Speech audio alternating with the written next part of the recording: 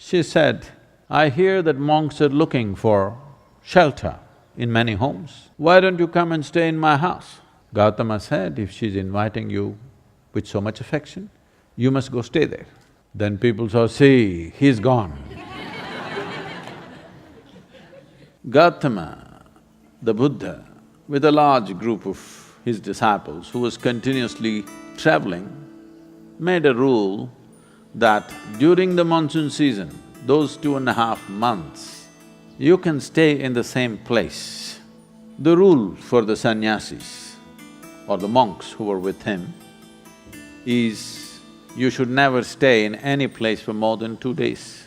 Normally, the monks were sheltered in many homes, so this rule he passed, more than 2 nights you don't stay in one house because it will be too much of a burden for the host. They are housing 10 people, you don't stay there for a month. 2 days, it should have been 1 day. 2, because you have walked a long distance and come, bit of recovery time. But during the monsoon season, he said, up to 2 to 2.5 months you can stay in one place because walking through the jungles of that region during the monsoon season would be treacherous and many would lose their lives. So this is a time like that, they stayed in a large town and they were spread across in many homes. The monks went out to get their alms from the people. Ananda or Ananda Tirtha, as he was known, who happened to be Gautama's elder brother before his monkhood, went out and there was a courtesan or a prostitute in the town.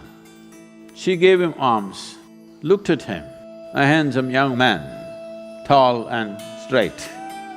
She said, "I hear that monks are looking for shelter in many homes. Why don't you come and stay in my house?"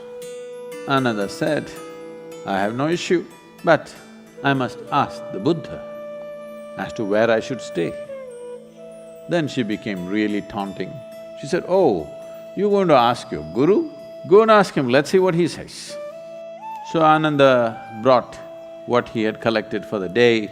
Gautama was sitting, he came and placed it at his feet, and everybody is supposed to find food and shelter wherever they go. Ananda asked, "Like this lady is inviting me, can I stay there?" Gautama said, "If she's inviting you with so much affection, you must go stay there." The townspeople who were sitting here, they said, "What?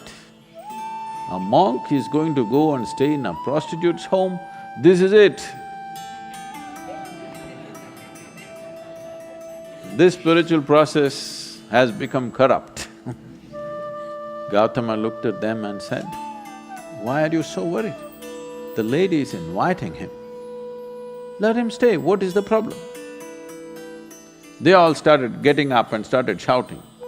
He said, "Wait, I am on this path because I see this is the most powerful way to live. Now you're telling me her ways are more powerful than my ways.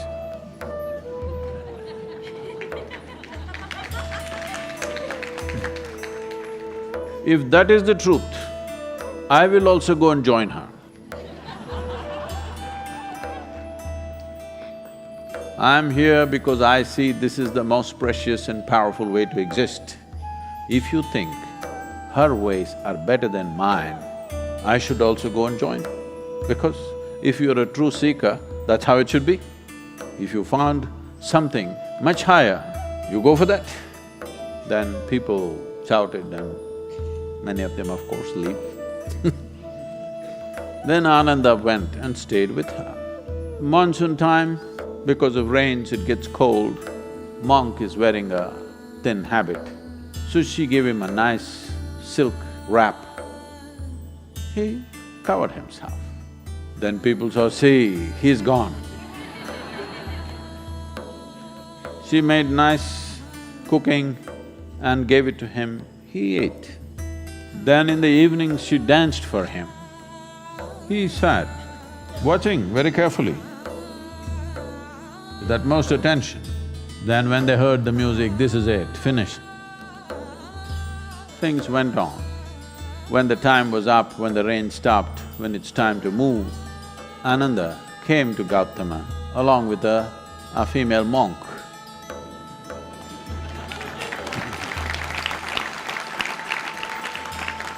So, the power of being on the path of truth has been there, but has been many times at its height, but never got mainstreamed. I see that today, because of our ability to communicate, because of the tools of technology, the natural longing, the innate longing in a human being to find truth. This is not a thought thing. This is not something that been taught to people that you must seek truth. It is natural for human intelligence to seek what is highest. If you are given an option, any human being, given an option, either to be here or there, he will always say, I want to be there. Right now he may be caught up here, but aspiration is to go to whatever is the highest. It is just that we have to show him that there are better highs than getting drunk, there are better highs than drugs, there are better highs than being caught up in social drama, there are better highs than being better than someone else. We just have to show it to him, we have to make him understand there is a better high. Forever, many sages, saints, yogis, gurus have been doing this, but as I said, they were gentle people. They didn't have a voice like me.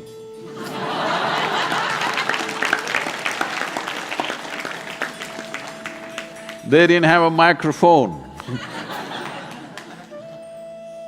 They didn't have tools with which they could speak to somebody there. They could only speak to people here. In spite of that, they did tremendous things.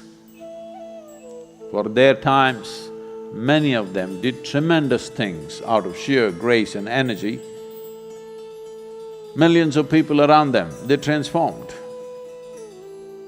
Millions of people around them, they put them on the path of truth, on the power of truth.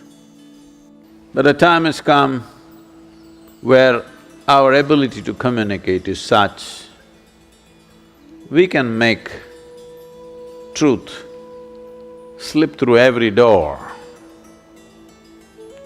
We can make truth knock on everybody's minds and hearts. Never before this was possible.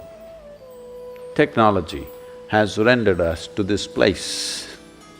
I feel this is the best age ever to make truth mainstream, to be truthful, to aspire for truth, to seek truth, the main force on the planet, because we have tools that nobody ever had.